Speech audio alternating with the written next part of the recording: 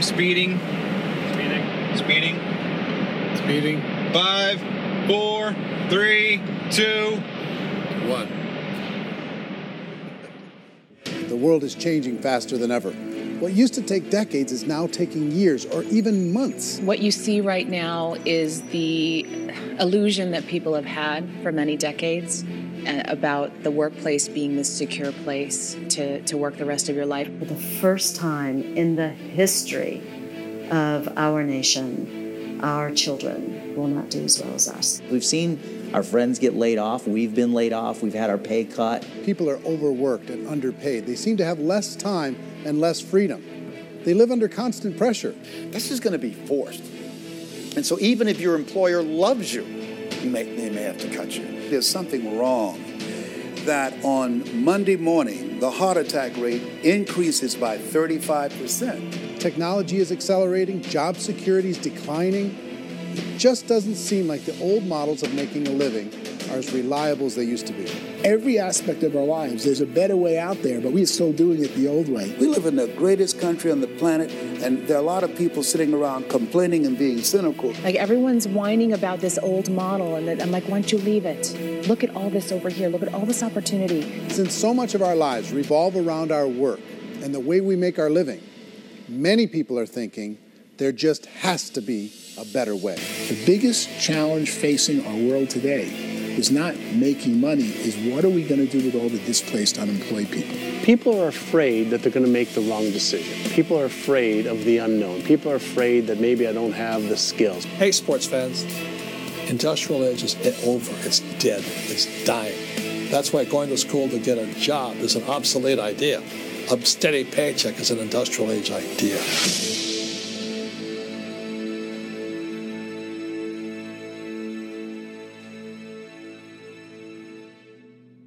It's the search for answers that has brought us here together today. My name is Eric Worre, and for almost 30 years I've been an entrepreneur, struggling at times, but ultimately succeeding. As a best-selling author, speaker, and business owner, I've spent my entire career helping millions of people around the world to become entrepreneurs. And I believe strongly that there is, in fact, a better way when it comes to how we make a living. The career landscape has changed dramatically, and many are still working in a model that is completely out of date. What worked for previous generations isn't working as well for people today. In this film, we're going to explore 3 important questions. First, what's really going on in our working world today? Second, in this new economy, is it better to become an entrepreneur, or is it safer to work for someone else? And third, if a person decides to become an entrepreneur and start their own business, how can they do it without taking on massive risk? To help in this journey, I've brought together some of the greatest experts and thought leaders in the field of entrepreneurship to share the real facts with you. My intention is to give you new information that will allow you to make choices that are not limited by an old, outdated model. Let's start by understanding what's going on in our working world today.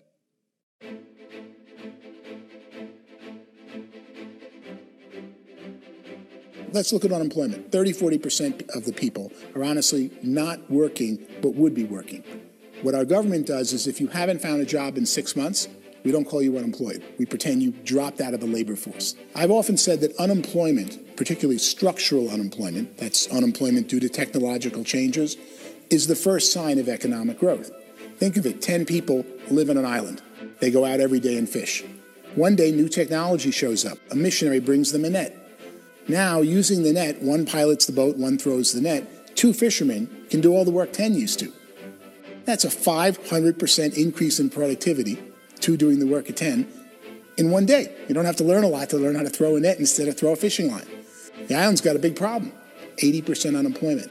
But the island still has all the wealth of the fish because the 2 people produce as much fish as 10 did. Now, of course, looking back in history, these changes used to take thousands of years. And during that time, we went into farming and transportation. Some of us became doctors and some teachers and lawyers. And we developed all these new professions and new manufacturing jobs.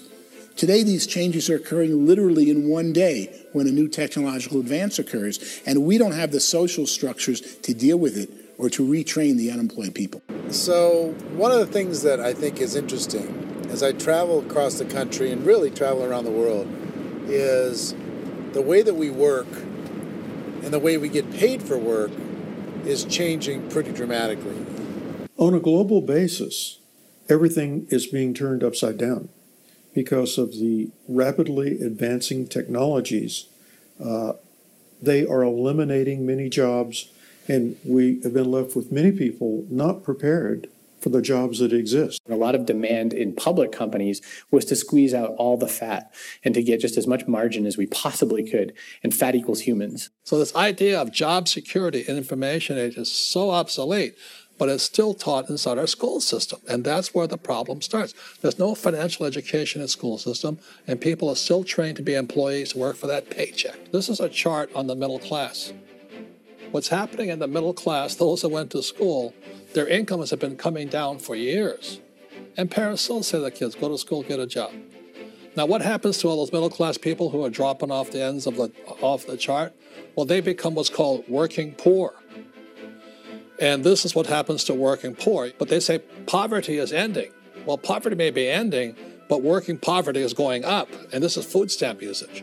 So food stamp usage in America is going through the roof right now, because people cannot earn what they call a living wage. Most people have experienced financial pressures that I think are probably greater than they have been in the past. If you're not working for yourself, then it's going to be a pretty hard road for a lot of people. Today, if you're going to control your future, the 40-40 plan is gone, where you can graduate from college and get a job and work for 40 hours a week for 40 years. That day is gone. So some of these charts actually tell you what's going on.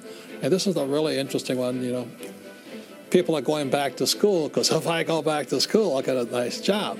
But this is what's happening to, it's called Sallie Mae, which is the student loan guys. Student loan is going through the roof. It's now over $1 trillion, and student loan debt is worse than credit card debt. So when people stopped using credit card, the government got people into student loan debt. And the problem with student loan debt is you can never be forgiven. See, with credit card debt, you can declare bankruptcy and all's forgiven. But student loan debt, you can declare bankruptcy, you still owe it. It's the worst of all debt.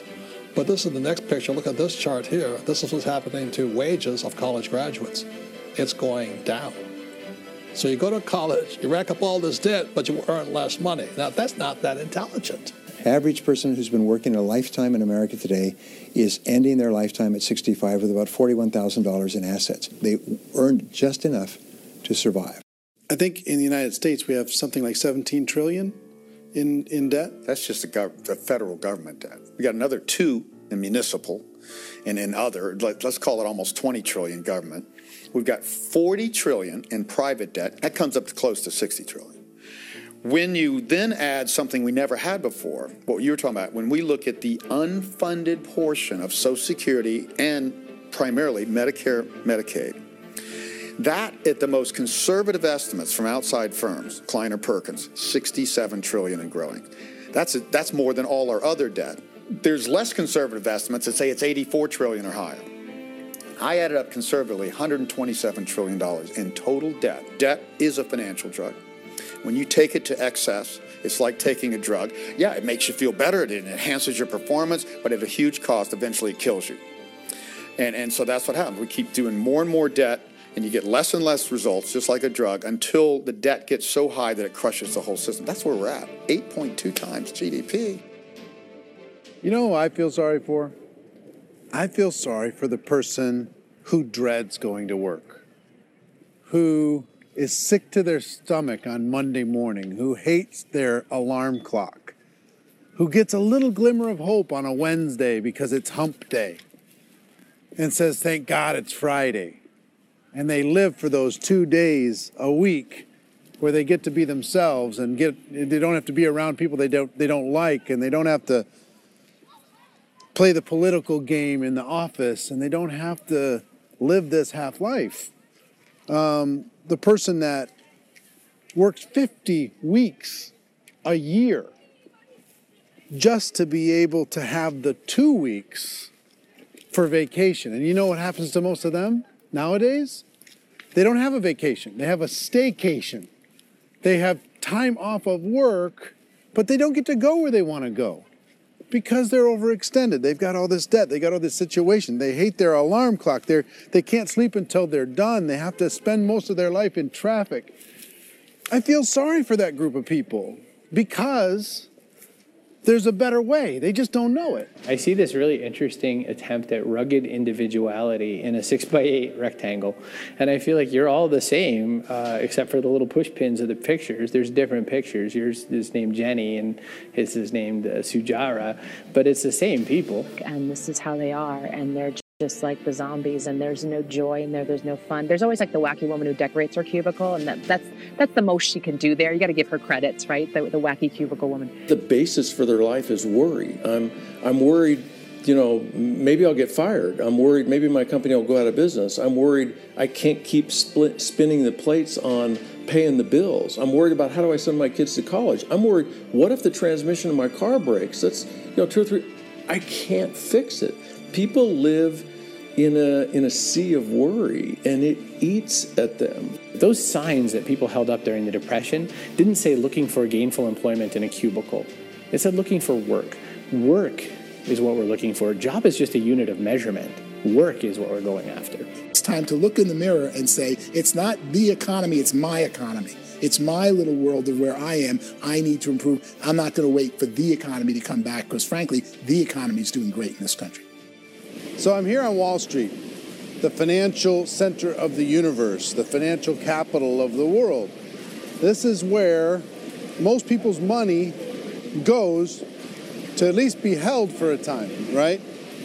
With interest rates in banks being effectively zero, and many experts are predicting it's going to stay at zero for the next 10, 20, even 30 years, people feel like they don't have any choice but to put their future into equities, to put their future into the hands of other people on this stock market, and hope that the stock market goes up, hope that the stocks that their advisors pick or that they pick goes up. That's one way to go, I guess. It's my personal belief that if you put your future into the hands of yourself, in other words, you have earning power by yourself, I think you're a better investment than these guys. I think you controlling your future is a better option than handing over your retirement to these guys. The average household income in the United States is approximately $50,000 a year, what they call the middle class. To reach the top 25% of income earners, you'd need to earn at least $90,000 a year. To reach the top 10% would be a household income of $140,000, the top 5%, $190,000, and to be in the top 1%, you'd need a combined household income of at least $380,000 a year. So here's the question. What do you think would give you the best chance to move up and get to the top 10%, the top 5%, the top 1% or beyond? In my opinion, and in the opinion of many, many experts, the answer is to become an entrepreneur, to become your own boss. I think you have to be a business owner. I can't, the only time I ever say to someone it'd be great to be an employee is when they've already told me they've surrendered. I only tell people who are wounded spiritually that they should be an employee. And it's that feeling that you get when you pick up the backpack off the little Cub Scout and say, "Don't worry, little guy, we'll get you back to the camp." You know, it is in no way a kindness when I tell someone they'd be a great employee. The other status symbol really increasingly is lifestyle. And people can own their own business, maybe even work out of their house. That, I tell you, people admire that. Like, gosh, I wish I could do that. The spirit of the entrepreneur is to be a risk taker and to be resourceful and unstoppable and to have a vision of yourself beyond where you are and not willing to settle for life as it is. Think about the great entrepreneurs. They're visionary. They have heart. They're willing to do today what others won't so they can do tomorrow what others can't. Personally, I don't think of the new economy, the old economy. I create my own economy. The entrepreneur's in control. I decide what the economy is going to be like. In the world of entrepreneurship, there are no limits. you can make as much as you want, depending on how much you want to work and how smart you are and how great a team you put together. There's no more lifetime rewarding business than being an entrepreneur. Why in America, where anyone could be anything, would people want to give up their freedom and become effectively a modern-day slave, told shut up and be here every morning at 7:30, leave at 5:30, and do what I tell you? If people decide to become an entrepreneur and work for themselves, they have some traditional options, but they're riskier than you might think. Any kind of a retail business, retail build-outs, is extremely expensive. Even just these small little yogurt stores where they're putting little yogurt machines and you get all the different flavors, you're spending $200,000, $300,000, $400,000 to open a yogurt shop. I would love to buy a Dunkin' Donuts, but it's $500,000 or so to start. I don't quite have that just-in-case money. Risk you can lose it all, and most guys do 2 or 3 times, and even big guys like Branson, because I'm such a fan of his, half his companies don't work. If you make $1 million, your problems are going to go. If you make $1 billion, your problems are really going to go. Just the opposite. You and I know when you're making $1 million, you got $1 million responsibilities. You make $1 billion, you got 1,000 times $1 million responsibilities. And most people say, I'd love to be my own boss. 70% of Americans would love to be their own boss, according to recent polls. But they don't know how to get there. Because what are you going to do? One, you could buy an existing business. If somebody's selling an existing business, you have to ask why. Usually because it's probably hard. It's probably not making as much money as they hope. 2, they could buy a franchise. A little less risk, proven system, but it's expensive to be able to do that. 3, they could start something from scratch. And that's where a lot of people feel like, I don't have the chops to do it. I don't have the money. I don't have the product idea. I don't have the expertise. I don't have whatever it's going to take to be able to get there, and I can't risk my family to do it. So, 4th, they could become an investor. A lot of people in this town invest to try and figure out a way, but you got to be pretty smart with that game too, right? Venture capitalists, who are the very best and most sophisticated in investing in new breakthrough businesses, make it on 1 out of 11. That means 10 out of 11 are mediocre or fail. Most of them fail. That's the risk there. An angel investor is lucky to get 1 out of 15 or 20. A business is a team sport. Like, I have to have accountants, I have to have engineers, I have to have system designers, I have to have sales, marketing, I have to have accounting, I have to have mission statements, I have to have legal and all that. The average Joe Schmo, even me, I go out there, I don't have the skills to put a business together. I think the bottom line for the 4 traditional options is they take money, sometimes a lot of it. They take expertise, and they take time. All of that adds up to just too much risk for most people. I bought a business from somebody else, and it was a lot of work. And you start wondering, what did I just buy? Because I guess ultimately I own your email list, and I just overpaid for it. People that start their own business, they spend a lot of money, they spend a lot of time, a lot of effort to get things started. And the more you invest on the upfront, the harder you typically work at it. Well, I can tell you what the success rate is of a restaurant. What is it? They're crazy enough. About 90% of them fail. About 90%? In how quickly? Year less. Wow. And if we're talking non-franchise, we're talking franchise, Sure. That's totally different. Yeah. But our students aren't getting franchise restaurants. You got to invest the big money. Exactly. And with someone like McDonald's, you've had to work with the company for a long period of time, really know the To even have a chance at investing $1 million. have a chance, and it's a slim chance. What if there was a way that you had all the proven aspects, the comfort aspects, and you could still control your own life? What if there was both? In other words, you didn't have to create everything from scratch. You didn't have to be a super leader. All you had to do, what if there was a proven product already? You didn't have to create the product. And there was a proven system already, proven training already. Everything except an employer. That was the only thing that you didn't have. Do you think more people would be open to working for themselves in that environment?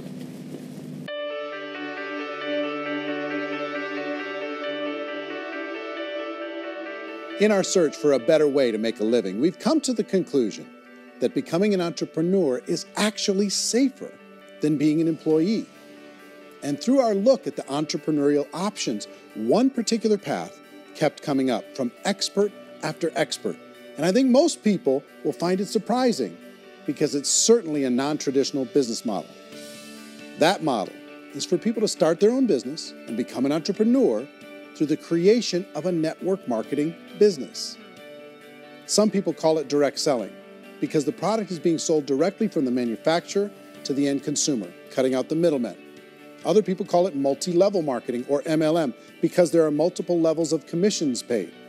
The most common term today is network marketing, because network marketing best describes using a large group of independent distributors, independent entrepreneurs, to move a product or service more efficiently.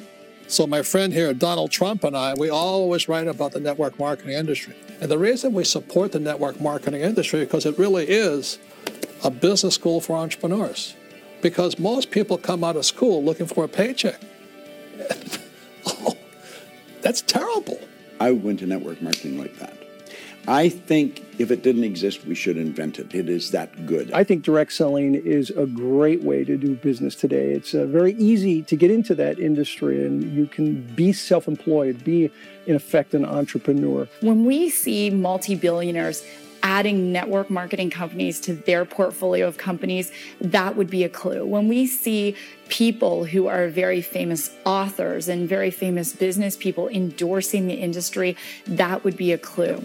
These network marketing companies aren't $50 million companies. They're billions and billions of dollars. They lead the stock market. They're major companies. When we're going to get it?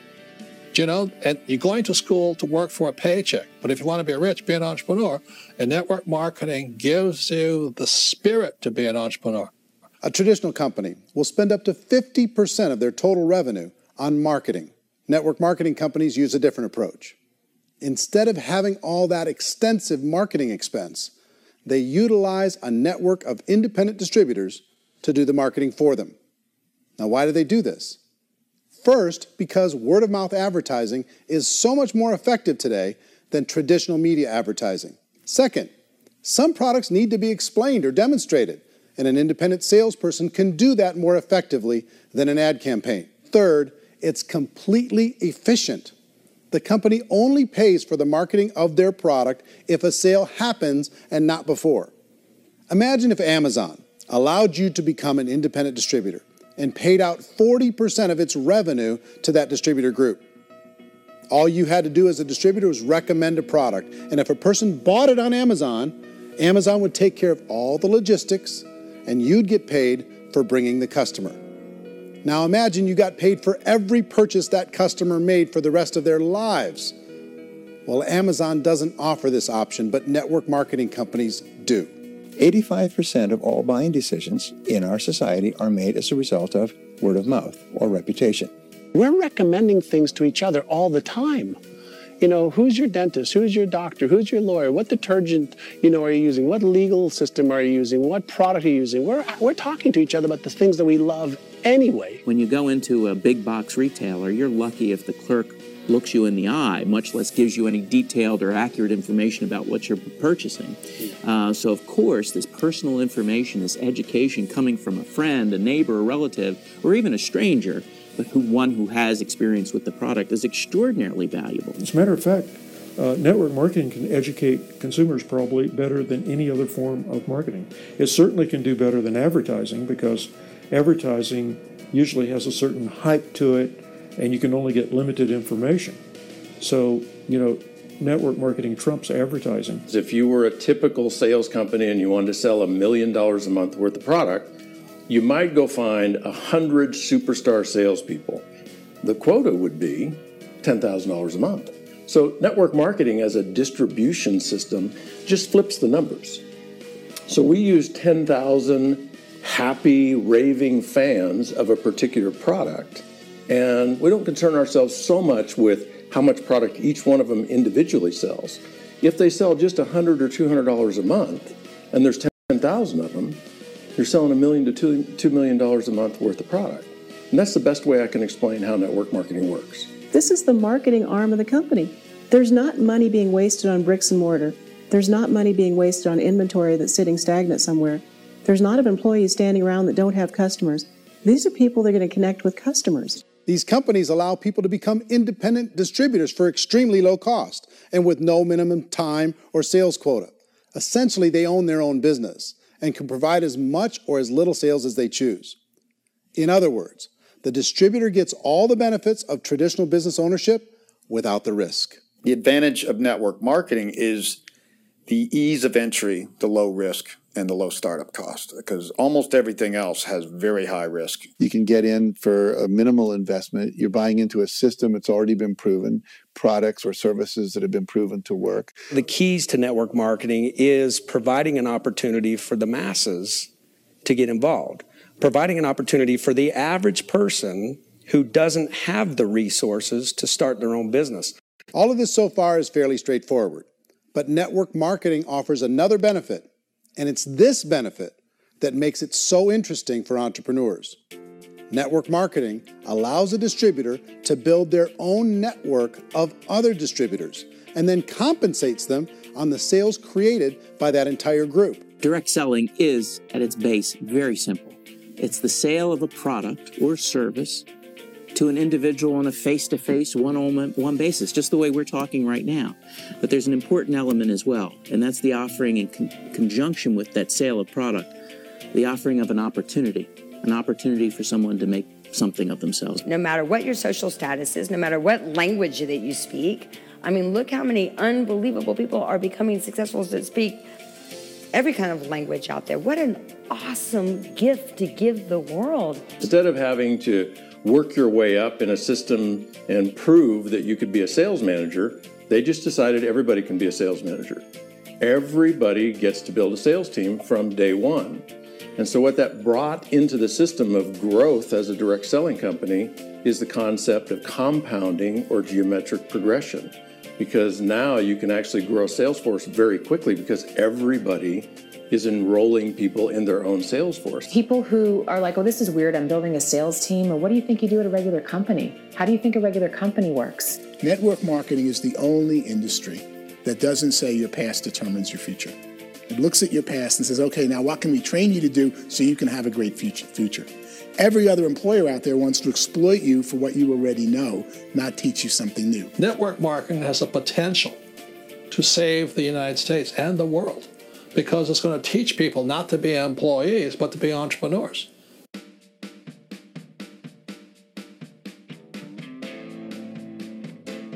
According to the Direct Selling Association, if you add up all the network marketing companies around the world, they combine to do over $178 billion a year in retail sales.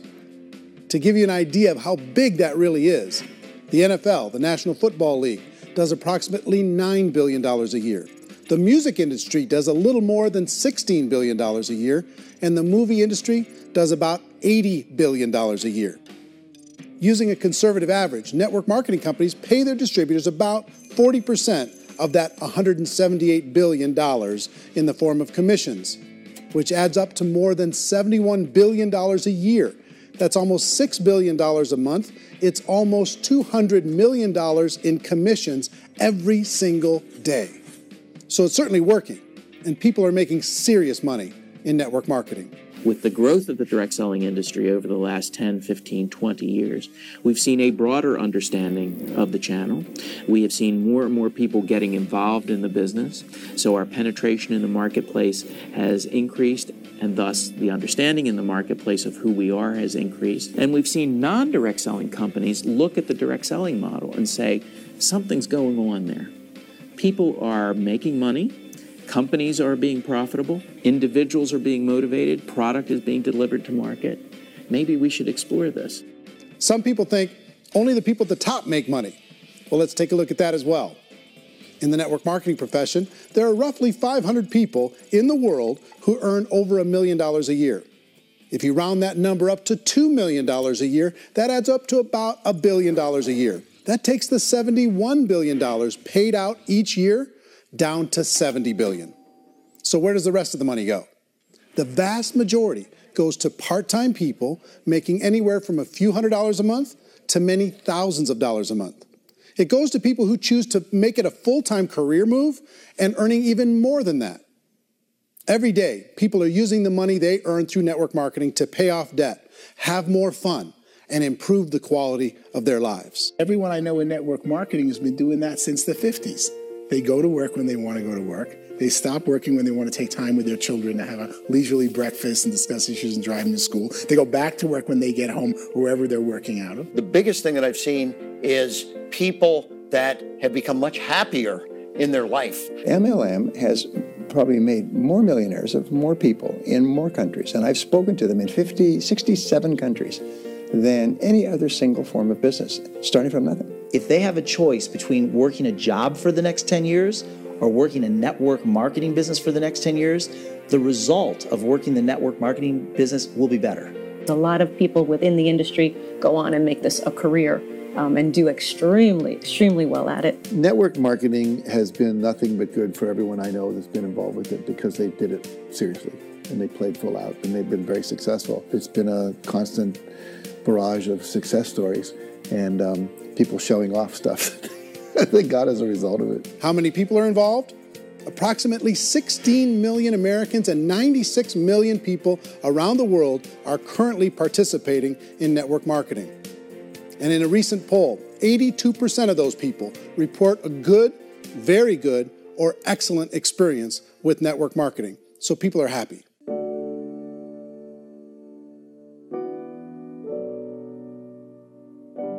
So I've taken a look at the network marketing profession and really tried to understand why so many people are confused as to the validity of this as a business. One is this pyramid shape. People get really messed up with this pyramid. Oh, it's one of those pyramid things. So I just think there are a lot of haters out there who really don't understand the industry and say, oh, it's a get-rich-quick scheme. It's a pyramid. Well, corporate America is a pyramid scheme. You know what I mean? It goes like this. You have thousands of MBAs, let's say working for Ford or General Motors or Coca-Cola. If all these MBAs are all trying to get to here, that's a pyramid. Only one guy's going to make it. Every 10 years, one's going to make it. Whereas you look at network marketing, it's like this. So you're here, and your job is to develop other CEOs coming up behind you. So it's an inverse pyramid. In network marketing, it's a very simple concept. If you sell product, you get paid. It is paid based on production. There is no first mover's advantage. There is no investment component where the more somebody spends, the more they're entitled to make. So the two are polar opposites of each other. It doesn't matter what shape the company is or the compensation plan is shaped, whether it's a circle or a pyramid or a triangle or a trapezoid, it doesn't matter. If compensation is coming primarily from recruitment, then you've got a problem. On the other hand, if an operation is basing their compensation to participants on the basis of sales, even when those sales are generated by people you've recruited, well, then you're a perfectly legitimate enterprise. That's the legal test. It's the practical test. Another issue that's been true in the past that is no longer true now is people used to be in network marketing loaded up with products that they couldn't sell and they ended up a loser. They ended up with a bunch of product in their garage, they ended up with a bunch of products sitting in their kitchen shelves or whatever, and they thought they could sell it and then they weren't willing to or able to sell it and they ended up with a bunch of stuff and they were bitter about it. There was this thing called front loading where you had to buy if you bought $25,000 worth of product, you got better commissions and all this. Today, it's almost all done by computer. It's direct mail comes from a warehouse somewhere else. You don't have to have all this inventory. You don't have to stock up. It's a paperless world now. Most of it's done online. You have a back office. It really works. And I mean, the technology has changed everything. Third issue is people start talking about 99% of people in network marketing don't make any money. Well, we've talked about that over the course of this journey together. Almost $200 million a day is being paid out to network marketing distributors around the world. The naysayers, the people who say that it doesn't work, are usually the ones who just don't know how to make it work for themselves. And so they're giving you an opinion, and I tell people, don't confuse people's opinions with expertise, because opinions are free. And don't confuse sincerity with the truth, because people could be sincerely wrong. But here's the reality inside of network marketing. The vast majority of people that get involved in network marketing just become customers and they get involved to be able to purchase product at a lower price. If you take Costco as an example, if a person goes into Costco and gets a membership to Costco so they can get a lower price on the product, We don't call that person a loser because they have a bunch of product that they walked out with a smile on their face. Yet when some people want to take a look at network marketing, they say, well, those people, they're just using the product and they aren't earning an income, so they must be a loser. They're not a loser, they're a happy customer. That's the vast majority of people that are involved in network marketing. Now, a smaller percentage of those people decide to go build a business. They earn $300 a month, $500 a month, $1,000, $2,000. That's the bulk of earnings in network marketing. And then there's the few that really decide to take it serious, really decide to build a large network, really work to make that network very, very productive. And those people make huge amounts of money and there's no cap. What I do as an outside economist, just somebody looking at this industry like any other industry I speak and say, look, what's the realities of this? 1% do incredibly well. 10% generate some additional income at pretty low risk and effort. That's not, and 90% of people roughly end up customers. One thing that I think is real when it comes to people's perceptions about network marketing is people put this, and distributors, I think, involved in network marketing have some responsibility for this. They have sometimes unrealistic claims about the product or about the income. Most people who become distributors, they want the money, they want to be successful, but they don't have the skills. They don't know what to do. And when people don't know what to do and they're in a new business, they're scared. And when they're scared, they panic and desperation kind of sets in. So they think everyone they talk to has to get in. So if I talk to you and you say, well, no, I don't have time to do that, they're like, no, I need you. You have to do this or I won't be successful. So I start clawing on you. I start that desperation. So then I start making claims about the product, which are not appropriate, probably not even true. Or I start saying, oh, let me show you how you can make all this money and you don't have to do anything, Eric.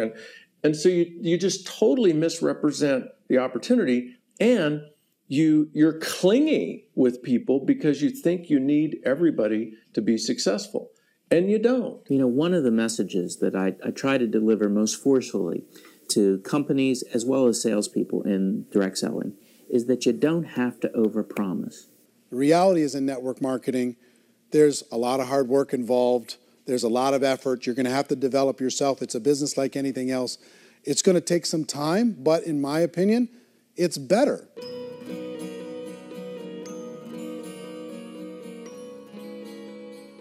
It's light years better for people starting today than it was even 5 years ago. I think it's more widely accepted now, and people understand it is a business. It is being an entrepreneur. It is being a business owner. Our belief system is based upon our evaluation of something, and frequently if we reevaluate a situation, our belief about that situation will change. The industry has changed and it's grown up. It's totally transformed. You've got young people today that have grown up with social media, and they understand networks. They understand how people are connected through technology, and they understand how money flows through those networks.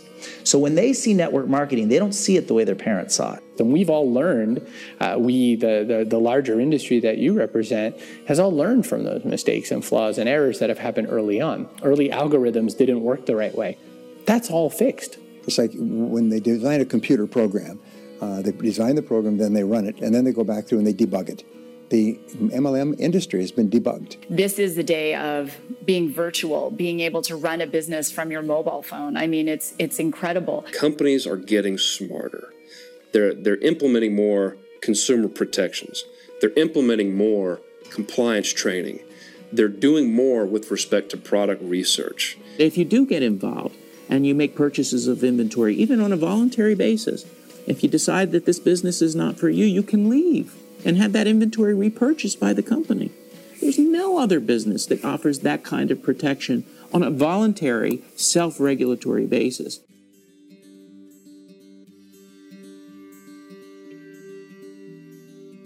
If you decide to look further into a network marketing business in order to generate more cash flow for your family, I would recommend reviewing the following 4 elements. First is the product or service. And on the product or service, I would ask 5 important questions. 1, do you like it? Is it something you would feel comfortable sharing with others? 2, is there a recognized need in the marketplace? It's hard to create a need if one isn't naturally there.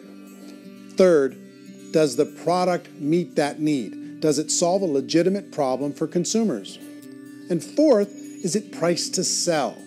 Can it compete in the marketplace?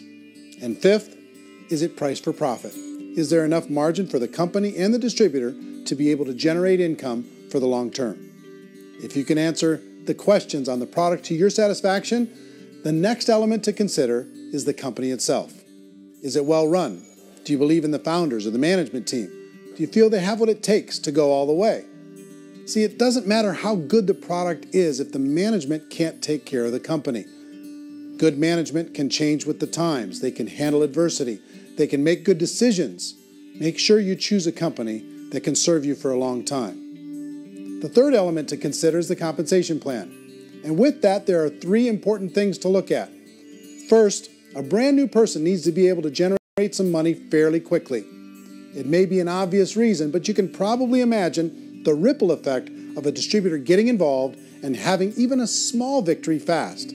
That can only help with the overall success of the organization. Second, a person should be able to develop a moderate part-time income in a reasonable period of time. As they develop their network and as their sales grow, they should be able to enjoy more benefits. And third, for the people who are really serious, for those who decide to really go pro in the network marketing profession, there should be the possibility to make a serious full-time income if they work hard and are committed to developing their skills.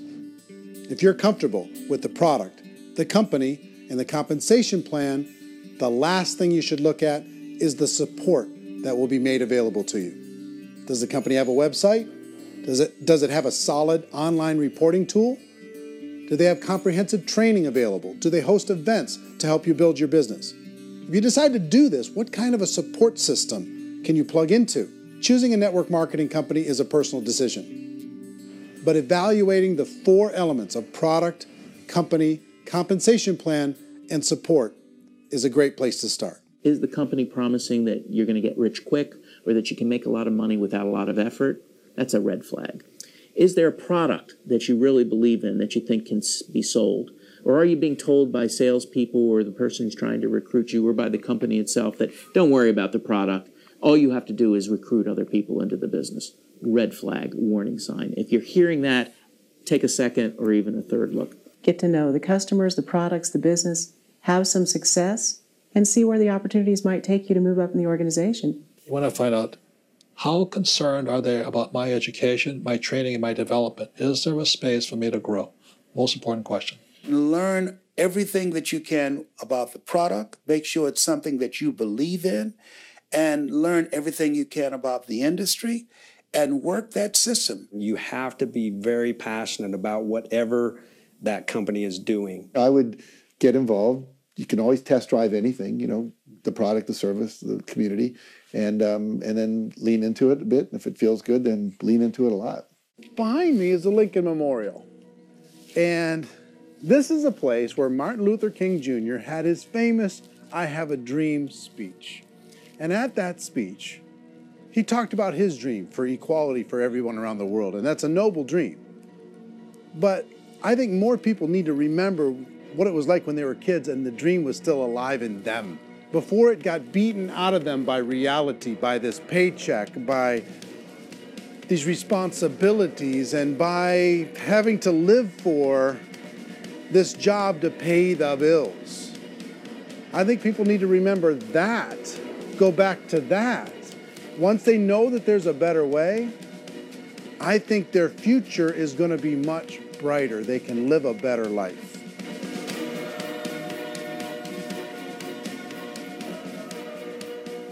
So if you're considering getting involved in a network marketing company, let me offer you just a few pieces of advice. First, network marketing isn't perfect. It's emotional, it's challenging. Like any entrepreneurial venture, it can have its up days and its down days. But if you have an entrepreneurial bone in your body, it's just better. Second, if you're going to do it, decide to be professional. Decide to go pro. It's better to do that than just be this amateur sticking your toe in the water. Third, as any professional, you're going to have to learn some new skills. And I promise you, inside of the network marketing profession, they're not too difficult to learn. Fourth, like anything worthwhile, it's going to take some time. Don't expect that you're going to get to the finish line right out of the gate. And fifth, it's worth it. It's worth it to be able to take charge of your life again. It's worth it to be able to control your own financial situation. It's worth it for the people you're going to be able to spend time with. It's worth it for the things you're going to be able to see and the experiences you're going to be able to experience.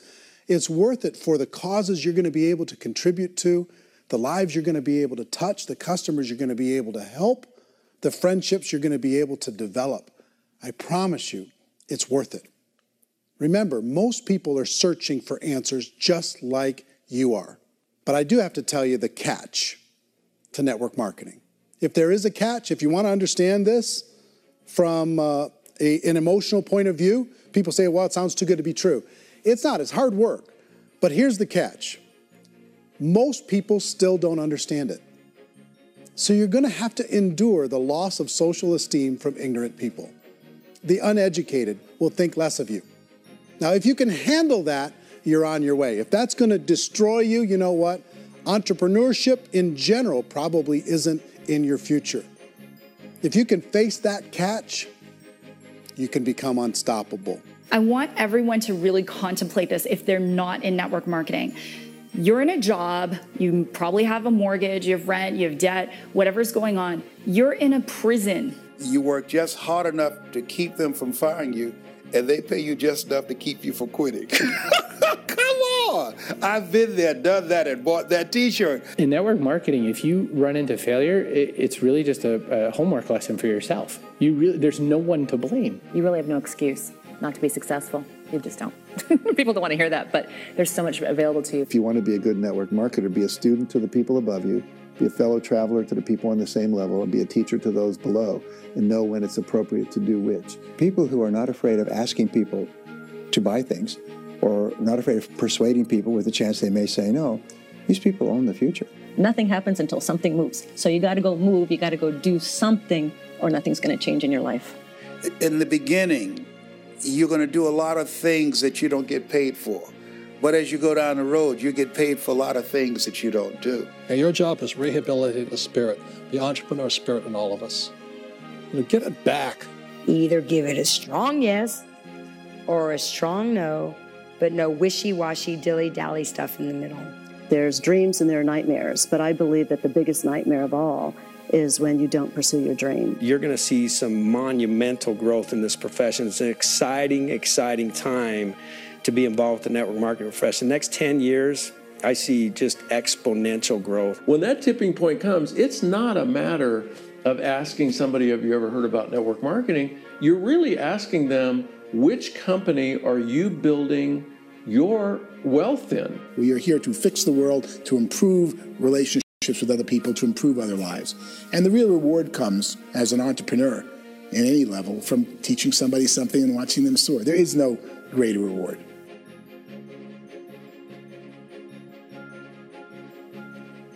Life's too short to spend it living someone else's dream instead of your own. It's too short to spend it living at a fraction of your potential. Can being an entrepreneur be a challenge at times? Sure. But here's what you get in exchange. It can be yours. Something that you built, something that you created, something that you made happen. This balloon represents your dream. It represents entrepreneurship. My wish for all of you is that you would reach out and grab it. The choice is up to you.